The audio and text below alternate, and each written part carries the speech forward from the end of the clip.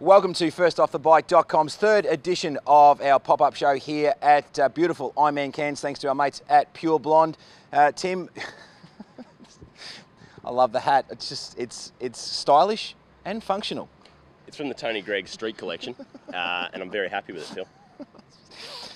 Let's move on. Two big races this weekend, 70.3 and Ironman. Tim, Yeah. the 70.3 is going to be a big one. The women's, let's be honest, Caroline Steffen has got this race in the bag, you would think, given the class of the field behind her. It's an opportunity for a young person to stand up, but seriously, Caroline Steffen has it all to do.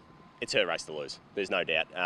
There's a golden opportunity for everyone else for a podium finish this weekend, and it sounds harsh saying that, but really, given the calibre of athlete Caroline Steffen is and where she's at in her preparation for Roth, this is her race to lose. Yeah, and Sam Warren, of course, not making the journey for this one. In the men's, though, it's a little bit different. We've got a really good raft of athletes from Olympians or ex-Olympians all the way through to some Ironman athletes like your Dave Dallows, etc. Yeah. But the talk is Brad Carterfelt is the man, given his running prowess. But, Tim, the weather could play a factor in it, and the windy day that we're seeing already today could affect those racing tomorrow. Well, that's it. If the wind stays as it is, they've got a headwind for 50k. That final 50k on the bike is going to be a headwind. And with athletes such as Clayton Fattel and Joey Lampe in this field, some serious bikers, it's going to be on for that last 50k. Yeah, it's going to be a very fast group of men getting out of the swim, including a man we caught up with, Tim Reed, who gave us a little bit of insight into what it was like coming off the back of Texas, and also just what it is like to be racing tri at this level. The field will be, it's always stacked up here because it's a great race.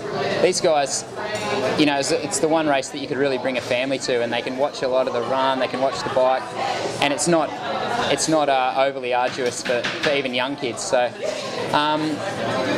yeah, I think it's going to be fast on the bike, but opportunities to get away from guys, especially with the wind up and a few little climbs. The same as last year, I think. You know, I had a terrible swim last year, but was able to get back up to the front group and ride away from guys who in other courses like, say, Bustleton, or you just can't get away from those guys because there's just not enough variance in wind and terrain. And so it's an exciting course, and the run, even on a cool day, the humidity is going to play into some people's hands and really work against others. So it'll be interesting. I don't think it'll be. I don't think there'll be 5 guys within 1 minute like a lot of races recently. I think it's going to spread out a little bit. Well, he's an interesting cat, isn't he, Tim Reed? He's one out of the box, and we love him racing, and he's also just a very good thinker. Yeah, he's a good operator, Tim Reed, and he'll know, he'll have done his numbers, and he'll know where his body's at. He'll talk to his coach, Matt Dixon, and he wouldn't have come here if he didn't think his body was ready after Texas. Absolutely. Well, the big race also on this weekend is the Ironman, and in the women's, it's going to be Blatchford versus Asa Lundstrom. That's the talk of the town at the moment, and it's hard to see that not unfolding at some point throughout the day. Asa Lundstrom. It's Asa. It's got an os with it.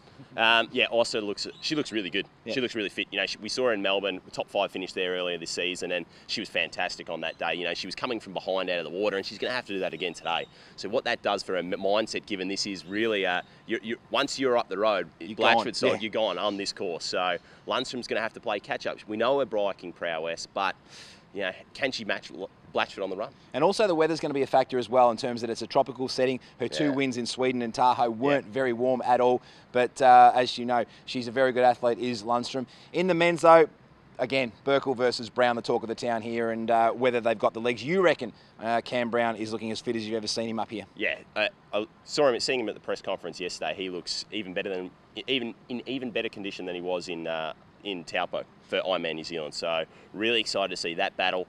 The good thing is with Burkle and Brown is they're going to be together all day. They get out of the water roughly about the same time. They're going to be together all day. It's going to be a ding-dong battle. And watch out for Casey Munro, though, up the road on the bike. He'll be out of sight. We know how fast Casey is in the water.